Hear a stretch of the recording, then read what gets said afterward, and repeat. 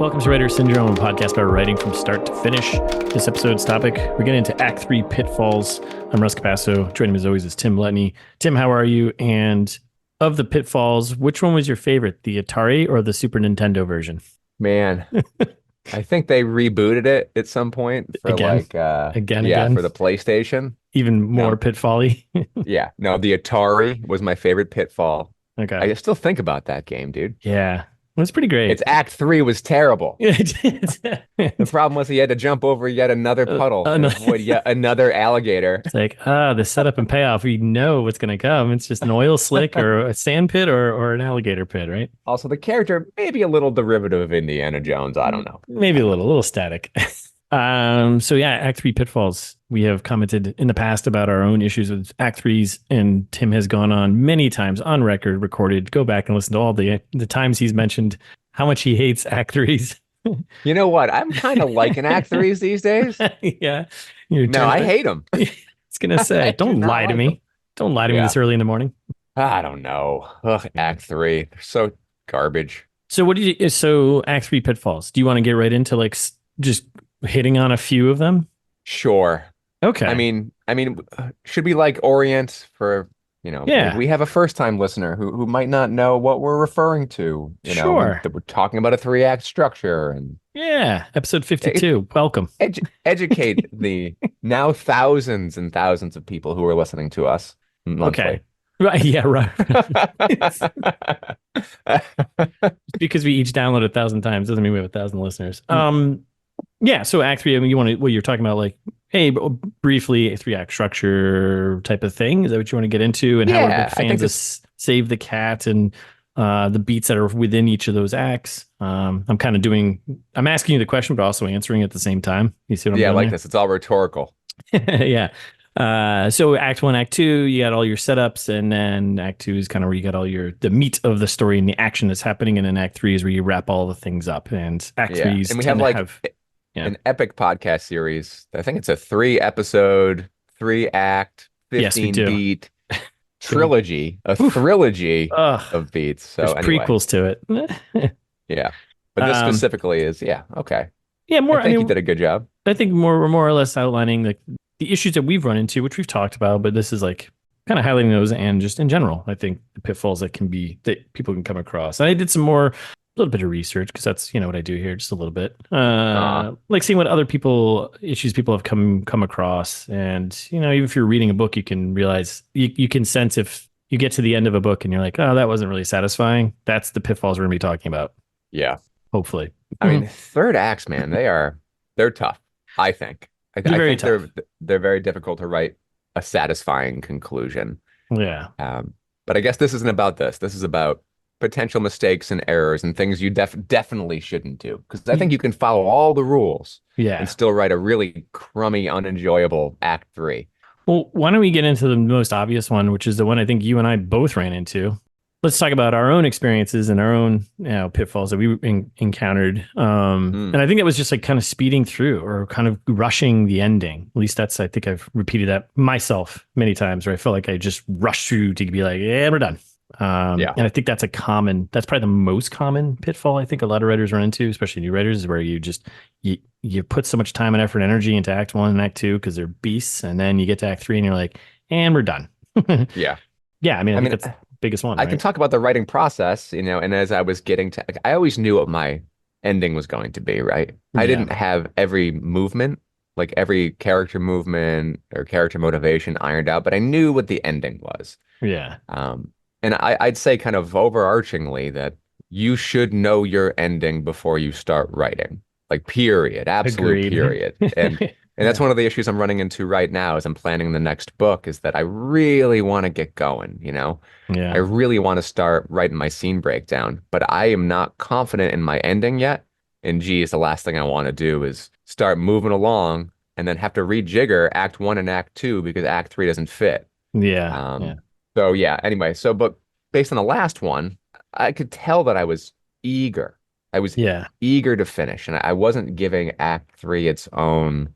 I wasn't giving it enough attention, I don't think, because at least for my first draft, I just wanted the thing to be done. Yep. And then even in subsequent edits, really, I I'd start really from page 1 and go to page 400. And by the time I got to act 3, I was like fatigued. What I Yeah. really needed to do was sit down and just focus on the third act. And Do you think, really, I ended up like completely rewriting and changing the pacing of it, which is weird, right? Because I'll say one of my own personal issues is that I kind of rushed through initially act 3, Mhm. yet it wasn't exciting. Like the pacing wasn't Yeah. fast. Yeah. So I think it's okay to ramp up the tension and raise the stakes. All that stuff is great in act 3. Um, but if you're just writing short sentences for boring scenes to move things along, that's what Yeah. I was doing. I was like in a laboratory or on a army base. Yeah. I ended up inserting kind of a bit of a chase scene, which kind of fit the vibe I was going for. Like I wanted this escalation and I wanted like the pacing to speed up, not just because I wanted to be done with it, but because I wanted the characters to go through some turmoil and Yeah. some Yeah. trials and tribulations before they got to the end. That's pretty common. You'll see books kind of ramp up in their pacing, which I don't think is a problem. But if it just ramps up so quickly where things are just done, then it's like, okay, that's you got That's to give unsatisfying, yeah, right? and you got to give it a little bit of breathing room. And I think the best way, I think, is one, obviously knowing having a really strong knowledge of what how the book is going to end is definitely important. But I think looking back, and obviously we're kind of Save the Cat fans here, but like any like 3 act structure, like there is there are like some sub beats to follow, and whichever one you follow, there's like the rising and falling of action, climax, all this sort of stuff. You know, the Save the Cat, there's, you know, the very specific sub beats in there, gathering the team and all sort of stuff. And I think using that structure Mm. will help you. I think it helped me certainly kind of like pace out, you know, that ending. So it didn't feel so rushed. Because again, it's this, you know, kind of push and pull of tension and conflict. And you still want to maintain that in the third act. But at the same time, you're kind of wrapping things up. So that's why I think things will start to feel like they're moving really fast. But did the same thing where it's just it got to the end and I wanted like these action scenes and these moments to just kind of and keep going. But there are like these sub moments you should have to still bring the reader back down before you like kind of move into like the final bits. So Yeah, I uh think we're a little bit as humans, what's the word?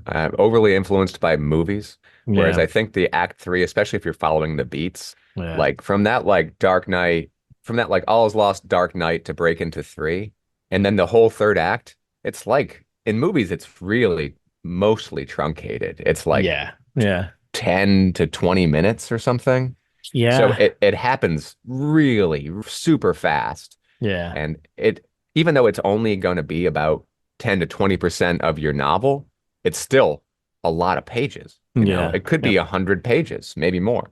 That's what I'm running into now with the current one as I'm planning the next one. A lot of my comps, in addition to reading, you know, old ghost stories and whatnot, are like haunted house movies. They yeah. resolve so quickly and so unsatisfyingly, like that it's hard to mentally for me transcribe that into like what it would be in a novel. Yeah. Thinking as a reader too, it's really, I don't know. A lot of the time, I'm just kind of like waiting for the book to be done. Like, can you just end? Yeah.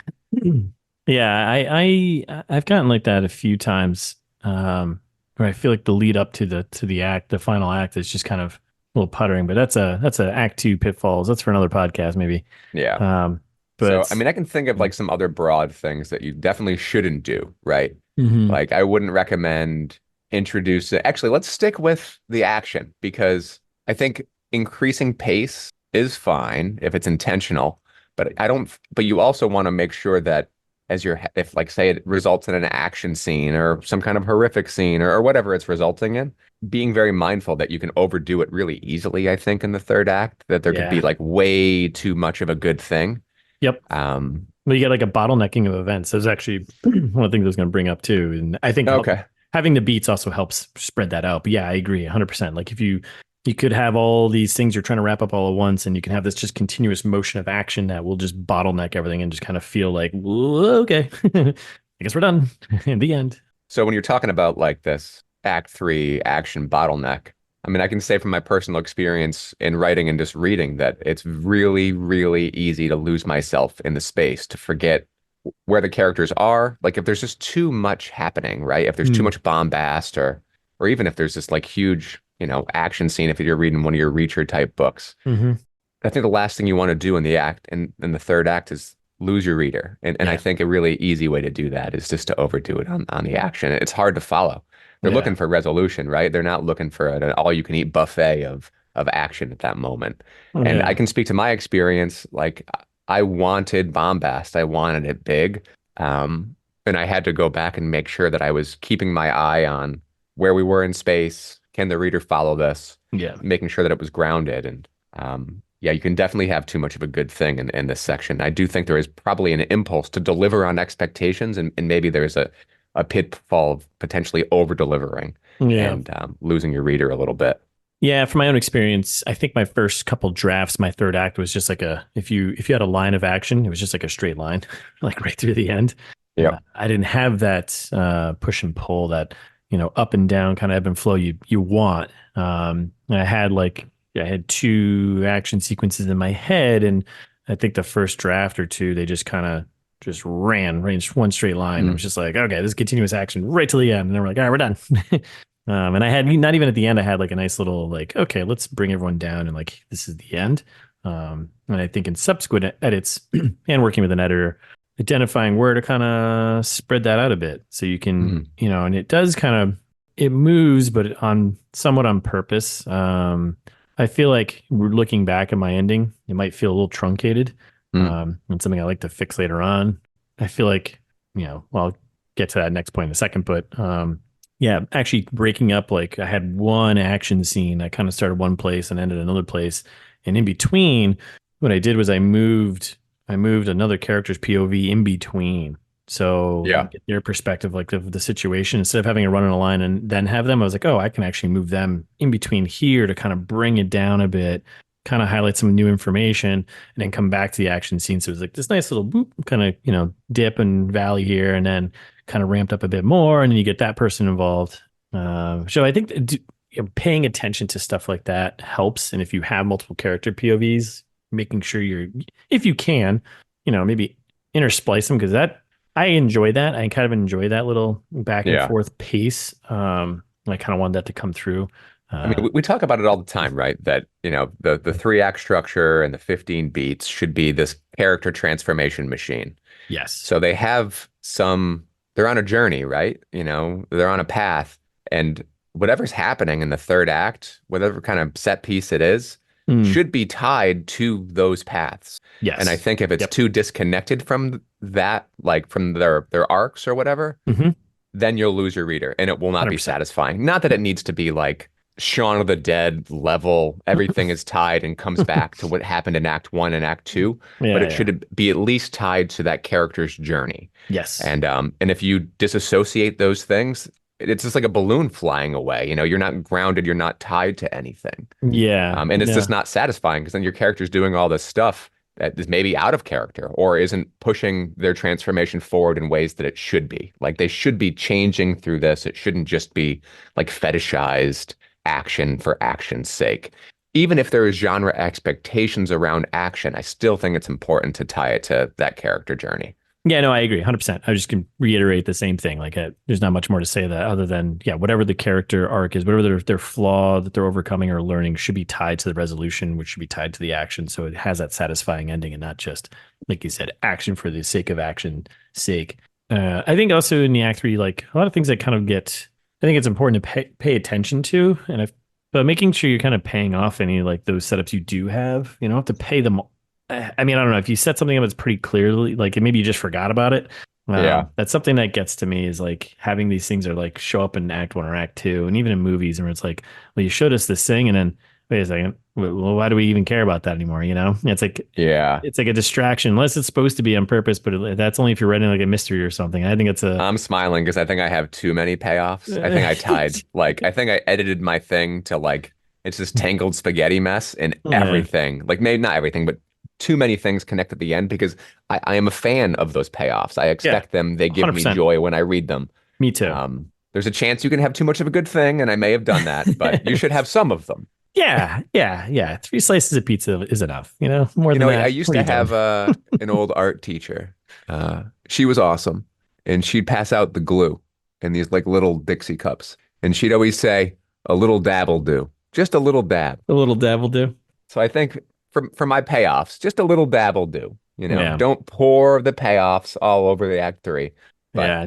Did I you? do think there should be some payoffs, right? Especially if you're working with setups. Yes. Because you're right, it builds up some anticipation. So if you're setting things up in act one and act two, and then you don't deliver, and you Yeah. have a reader who's paying attention, it's not going to be a happy reader, right? No. Like, No, I think you got to tie up some of those threads. I think you kind of touched on this another issue, which I'm trying to think if I did this in the first. Honestly, my act three was such a like empty void of something that I don't think I was like, let me just introduce any problems at all. But did you run into any of this, like you introducing new problems in the third act, which is where you shouldn't be doing that? At least I think, right? Like you don't want to be dropping in some new issue for them to deal with that's not tied to the already existing act one. so and not two setups intentionally, yeah.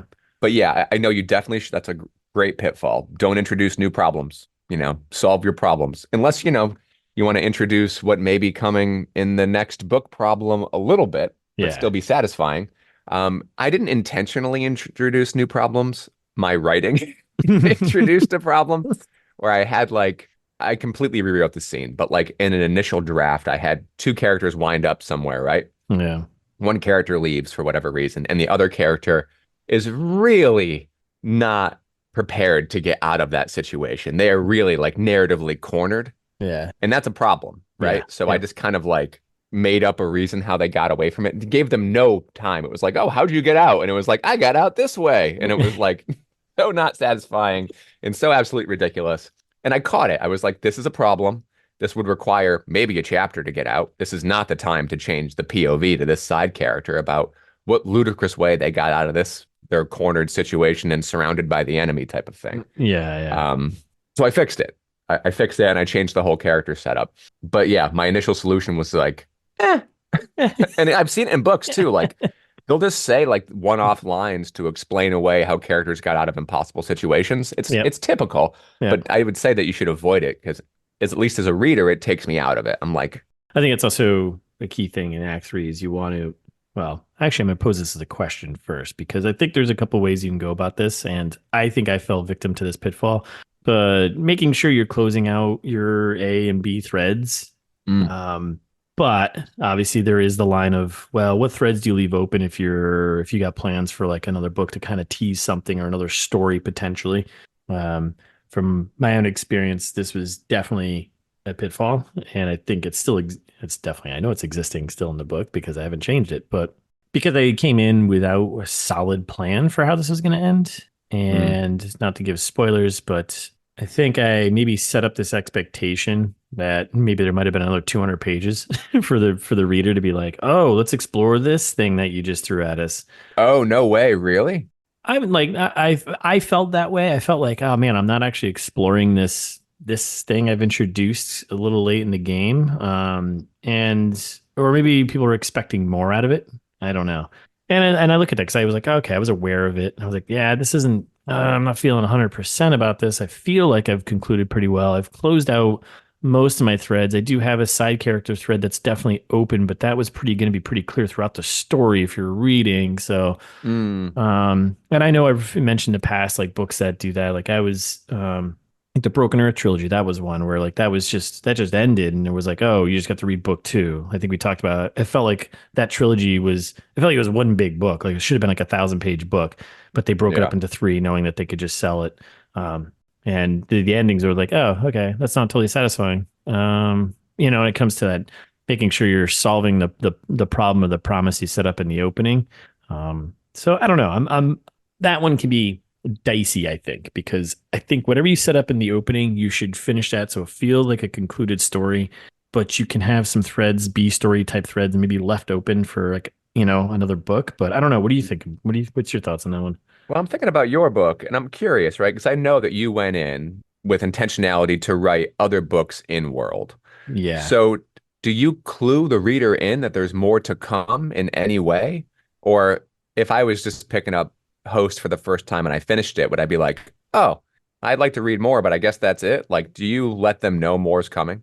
I hope I did. Potentially more is coming? I mean, I hope I did. I mean, that was kind of the idea. I could see where people might think like, maybe I didn't do it right. you know. I mean, it seems like the perfect book, right? That like when you're done with the next one and then the one after that, to like include a sample chapter of the next book at the end of it, right? You know how they Yeah, always do that just to kind of yeah, like tease the tease it. reader along to, buy some more. Yeah, I ham-fisted an epilogue. yep, Because I've always wanted my ending to be like the end of this story of this arc for these characters. Like that was yeah, a one complete journey. And I also always had like, whether I write another book in this world or not, I always wanted the story to continue in a way. I always wanted the characters that make it through the ringer to be able to step into the world together, in a yep, different way. yep. So I definitely in the epilogue tease up another problem, but it's another problem, and But it's it's not really tied to this book and the yeah, characters' arcs. Like honestly, if I get in that world, the arcs will need to be completely different. Like the character transformation machine for my main is done, and I think yeah, that's why I find sequels so unsatisfying sometimes because they like erase some of the progress the main characters made to do it yeah, again in the sequel. yep. Here's the story again. Yeah, I feel you. I feel Um, your epilogue though is almost as it's almost like that. Hey, here's a teaser chapter from the next book. Like I feel like it's it kind pretty. of I mean, is. which an epilogue should do. Like it should feel completely. It should feel separated from like the main thing in a way, right? Like oh, you have But I also kind of wanted it to be connections, like but a teaser chapter, but also when they're done, if the reader's done and they liked it enough for them to like think about like, oh, what hijinks are they going to get up to next? That's what people say, yeah, right? yeah, Hijinks, yeah. Hey, James, I but think then that it gets your allows people to kind of like create their own stories. Honestly, if I like attracted a teen audience to this, I love the idea of people like coming up with their own ideas yeah, yeah. around like what that could be and what the new stories could be I'm in gonna this do new some. I'm place. gonna do some fanfic on your next Yeah, book. do some fanfic. And I was um, talking to somebody who because I'm desperately trying to get somebody to represent my book. And I was talking to somebody in the industry and they're like, "Well, you need to be really clear about what your goals are. Is it money? Is it notoriety? What are your goals?" all of And I it. was like, I really want to be read by Ultimate. like or listened to by as many people as I can. Yeah. The money thing isn't really enticing for me, and the notoriety thing isn't really enticing for me. It's more being read. But when I thought like, but what like when I think about success for my book, like if like the highest pinnacle of success for my book, what would it be? And in my head, I was like, I'd really like somebody to dress up as one of my characters at like a Comic-Con. That's that's the You know, goal. That's isn't the that a ultimate goal. weird like I don't No, care about but I love it. reviews and I I love don't it. care about like cover blurbs from other authors or money, sure, money, Yeah. whatever. But if I could just have one of my mains, pop up at a con and I Yeah. sign that book, even if there's four people at that table, that would be amazing success for me. Yeah, I agree. That's the pinnacle of Just it to right there. inspire like Yeah. a kid or I don't know, some 20 something or 30 something to care enough to do that. That'd be cool. Anyway, Different pitfall. different Um pitfall. so yeah, all right. So the threads, closing those out, I think you get it. I think there's a fine balance. I think I learned a lot from ending mine and even my own expectations of it.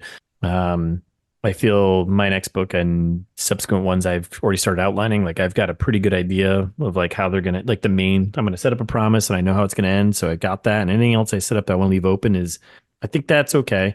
As long as it's not like a hard drive towards the middle of the story. I think it's got to be kind of tied up, but What was our last one, which was, we story talked about the action threads. pile up. We talked Yeah. about not introducing new problems to solve. Yep. Keeping that train of thought forward. I wouldn't introduce any new characters, Oh really. yeah. Yeah. Yeah. Don't bring in I'd someone. recommend not bringing up an important character in the third act. Who you got is who you got. Who So you once got you is who you got. going into the third act, I think that's a good one too. And I Uh, definitely have my characters like they meet a new character, but it's not new to the reader. The reader is Or familiar familiar with them. with that Yeah. character, Yeah. from Act Two or whatever. Yeah. Um, And I don't know. This is just kind of my opinion. But like having a decent conclusion, even if it's part of a series, and we kind of touched on it a bit earlier, but to me, that's like the satisfying thing. And I know I read a thriller, I forget the name of it, a while back, where they set up this opening promise of like some missing person, and they didn't find that person in the book. so that, wait, Like, was that the problem in Act One? the opening chapter is literally getting into a missing like describing who it is. It's like someone's sister. They're going into the whole thing about a missing person. I'm like, cool, we're gonna find this person in the book. That's in my head. You're like, right? I paid $15. I'm gonna find this person. Nope. I gotta not even close to finding the person. They found a cave with some videos that of the person that they're looking for. The book ended. I'm like, no, no, no, no, no, no, no, no, no, absolutely not. You don't, no, no. So, Did you read the next book? nope, absolutely not. I will not read another book from Really? that author. You're not No curious way. if they found the person? Which Because is they like probably now, didn't. no, not till book 4 or 5, probably. That's what I expect out of the ending of a book. And for me, if I don't get that, I'm like, okay. So now it's like, it makes me concerned because like, oh, geez, if someone read mine and they feel the same way and they get to the end and they're like, really? I got to wait to book 2 or 3 to find out if aliens are involved? Like, spoilers. Well, yeah, maybe that's a mistake I made, Pitfall. Now having read and watched and read and wrote, knowing what you like, I guess, right? Well, no, because I think Or it's tied to expect. your reveals are tied to your character. Your character goes through a satisfying arc, I think. Yeah, and The everything else world's is, just bigger than the character is all, which yeah, is why I think the story will like your world's big enough that the giant problem can't be solved by this character. Other characters need to come in, right? yeah. It's a very subtle, I think, looking back on it, because like the things I started building up in Act 2 and are very big, and the action scene is, it's not big, but it's just, an action scene. And it's like the very subtle character change and arc at the end, and his conclusion is I think is pretty subtle compared to like the other things that are going on. Mm. So I don't know, like how that's a good point too, is like that subtle change. Like, do you need to make it that obvious? I don't know if mine is that like clear and satisfying, um, versus maybe the expectations I was setting with all the other things that are going on around in the world. I think the Um, genre expectations are something you can lean on, right? I think for your genre, you're talking about like, is the character transformation very obvious? Is that what you're yeah, saying? yeah, I yeah, think for your genre, it's not super necessary. yeah, But I will say that like as a comp, right? Like one of your comps out of genre was Ready Player One, right? yeah, yeah, And that's very clear. Like yeah, that's, yeah, paint yeah. by the numbers, character transformation machine. Yep. I think it all depends on what you want to get out of or like what you're trying to. I mean, you edited it so many times that there must be intentionality behind you not tying your character transformation in a bow. Like Yeah. mine's a bow. Mine's like a fairy tale Disney princess without princesses bow. Yeah. But that's Yeah. kind of what I wanted. I kind of wanted this kind of fairy tale type story, I think. Yeah. Yeah. Yeah. It's something that kept me awake at night. And now I'm like, well, it's out there. It's out there. So, no, no, I still love it. I'm still very happy with it. Just now, like, okay, cool. That's maybe a lesson learned. I could be maybe a little more clear with some of these things and I think it's okay. I think it's there. going I just think forward. you're not overt. It's definitely not overt, and I don't want to punch people in the face with like, here's the lesson learned or here's the thing, and like I want that to be a little more subtle. But Hmm. that's a balance. I don't know. There's a balance to that, and you could do so subtle where it's not noticed, or you could do so hard where it knocks the reader over, and they're like, kind of Yeah. like, okay, Mine turns into like Luke Skywalker hero journey. Not quite to that extent, but it's very much like lessons learned, you know, people kind of stepping into the world. yeah.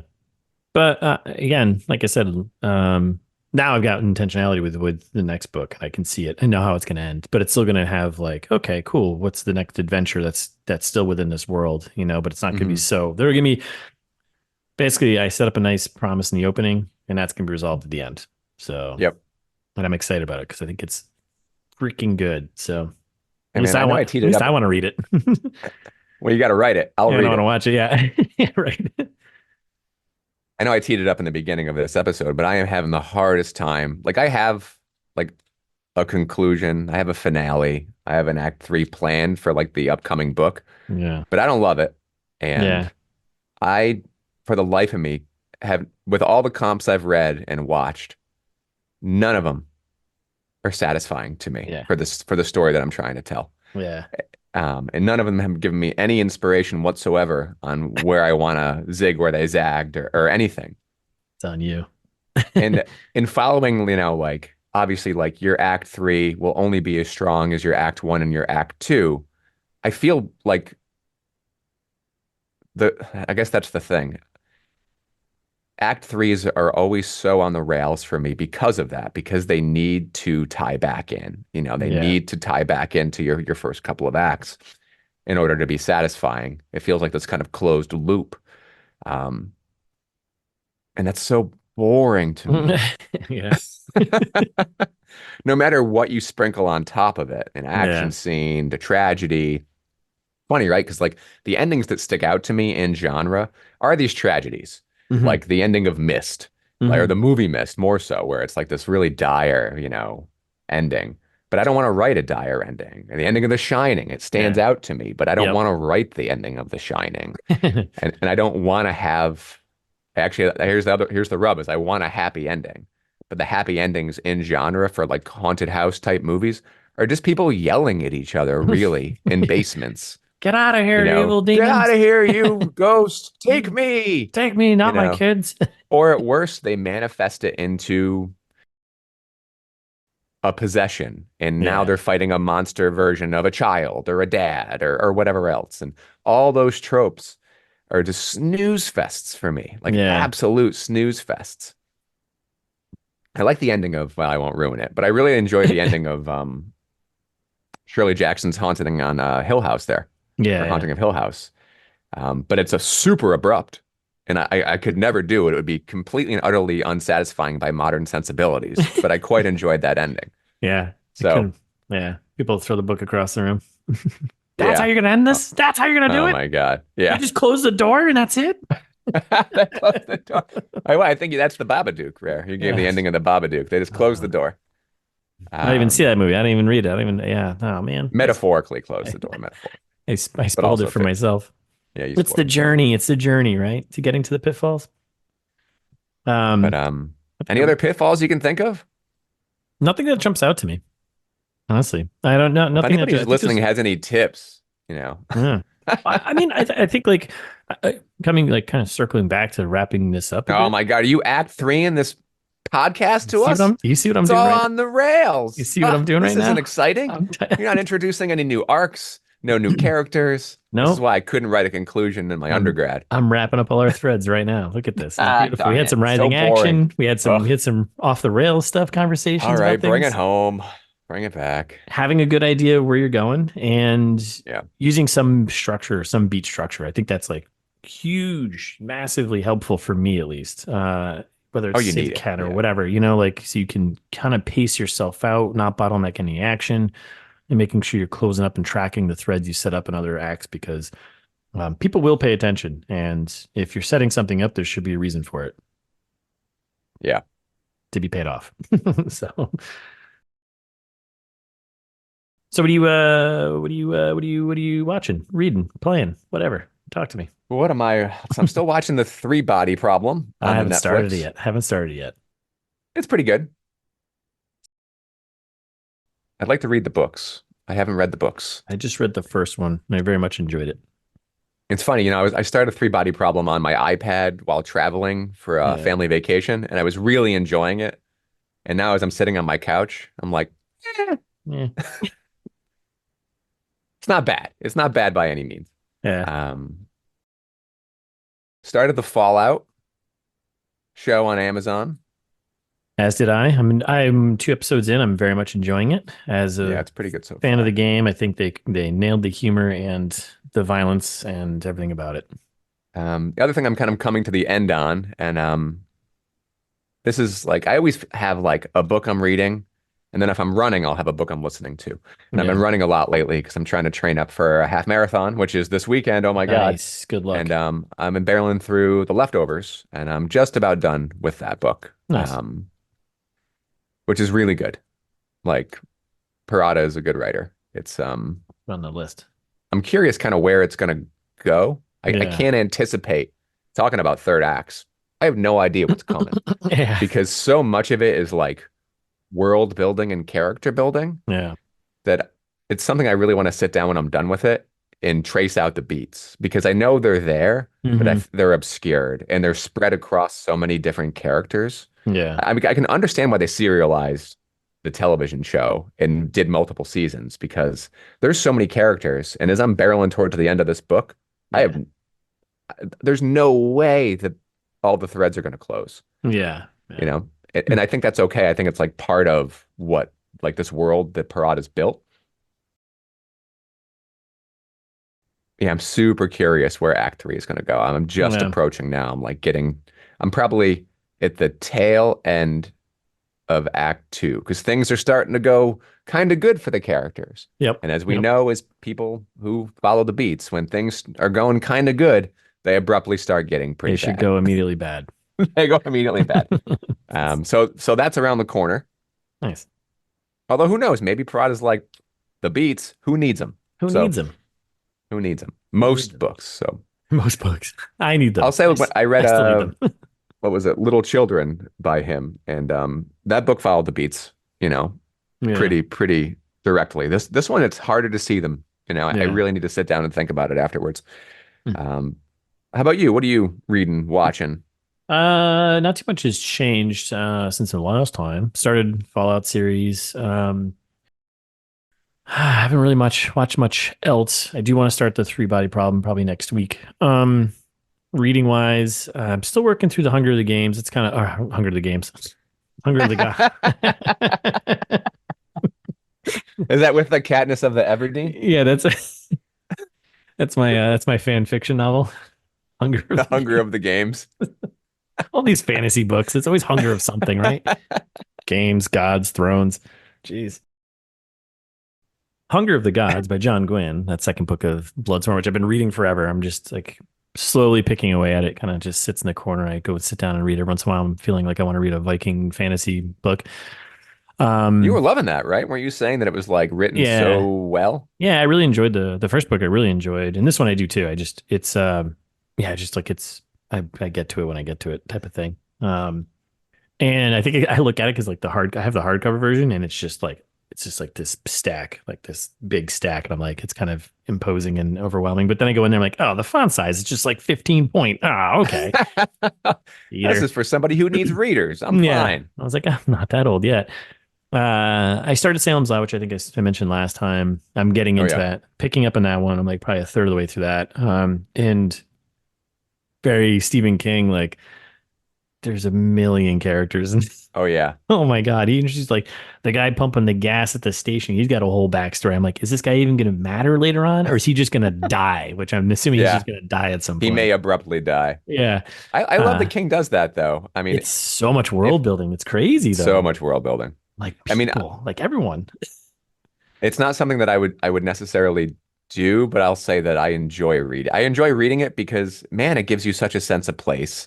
And then when that character ultimately dies or does whatever they do, Yeah. you feel the loss. You feel the town transforming, Yeah. Yeah. which is something like that a lot of authors don't do, Yeah. um, Yeah. or don't do well. Yeah. So I'm still in the very much building the world in this town, and I got I think some of the main characters kind of outlined here, and some things are starting to pick up. But so we're working on that. Can Man, I say, honestly, oddly enough, like in that King vein, yeah. just coming back to Parada for a second, Parada does very similar Oh yeah. town world building. Yep. Now, he does it with his mains and some of the ancillary characters. Like, there won't be like a gas station attendant who gets a subchapter. It's not quite to that extent. Yeah. Yeah. Um, but he is very, very good at world building. I mean, I can Very, see that very because I'm good. watching the Leftovers show. It was kind of similar. There's a lot of characters bouncing around and going on. It's So more like soft strokes of who like these characters kind of are. It's not as yeah. detailed as King, but it still gives you this 360-degree view of the world and the town that you're living in that moment. Yeah. And because of that, the town and the place, the collectivity of these people and these characters become a character unto themselves. On their own. You know, Yeah. it's not just an interesting place. It's like community in quotes Yeah. becomes a character, Yeah. and I like can the see that. civic community becomes a character, which is really cool. It's like 12 Angry Men, like way back in the day or something. Yeah. Yeah. Um, No, I get that, and that's and I don't know. Reading his stuff is just it's kind of moves. Like I don't know, it's just this oh, it pacing to get does. to it. It's like man, I'm It still reading about like the third grade teacher, like this flashback memory of this third grade teacher who blah blah blah and all this description. I'm like what's going on right now? I'm like okay, all right, but it's fun. And it's like kind of just moves along. It's just like this is yeah. It's easy reading, so I'm enjoying that. Then I restarted End of Eternity by Isaac Asimov because I was thinking about my sci-fi time travel book I want to write. So that's like one of my favorite time travel books of all time. It's so good. I think the first time That's I the read one it, with like the conveyor belts, right? They kind of zip through. yeah, so yeah, like the tubes they got. Yeah, I read that one. yeah, it was good. I completely forget it though. I I did remember too. enjoying it when I I read did it. too. That's why I wanted to reread it. I just remember when I finished, I was like, wow, that got me. And the book was written 1950 or 65 or something like that, and I read it Yeah. maybe 10 years ago, and I was like, wow, okay, didn't see that coming. That was a great time travel piece there. So, but yeah, that's been it. That's been it for me. So, How about um, video games? You playing any games lately? just still Hell Diving 2, and that's kind of it. Yeah, every Man, I once in am a like while. totally into Final Fantasy right now. It's too much. Nice. Yeah. Late night. I'm playing the original, like the old school Final Fantasy 7, Wow. and then Final Fantasy 7 Rebirth. Oh, it's Earth. crazy. Then there's Too much. retaliation, and then there's Retail. Yeah, I don't know. You recycle. got all the There's things. reuse and Reuse. recycle, retaliation. What's the third R? Recycle, reuse, and re something, right? Reintegrate. Reintegrate, right? Should know our three R's by now. All right, well, I think that's it. I think we've jumped over this pitfall, this alligator pitfall. Here's the problem. I See what I think did that we've there? introduced I too set many that new up. things at the end of this podcast. I don't think we did. I don't know. Did we? Was this the epilogue? And I then think you this is the ended it epilogue. before? This is the epilogue. Yeah, and Okay. then I just paid off the setup of the original question of which pitfall do you like, and I think we just leapt over the You know, as a listener, I'm satisfied. good. Glad you're satisfied of hearing my voice because I am too. Right. So I think that's it. That's our episode. Thanks for listening. What do we got coming up? Actually, I think we have a special guest, an interview. We have a coming up. special guest for our next one. Somebody who an author and a writer who has experienced the publishing industry, Yeah. but the darker side of the publishing industry. Yeah. So I think we'll get into the woes, which is I'm looking forward to the interview, but I'm Yeah. not looking forward to having the No. veil turned back. No, you're not. I want to picture a whole bunch of really eager agents who can't wait to work with me. Yeah. Yeah, our guest had an agent, and then Doesn't. well, I'll let him tell it. Yeah. So that's with Michael Baylor. Michael Baylor. So he'll be on for our next episode. So keep an eye out for that. If you enjoyed the episode, pass along to someone else. You can follow us on Instagram, Writer Syndrome Books. And you can find all our episodes or reach out to us at writersyndrome.com.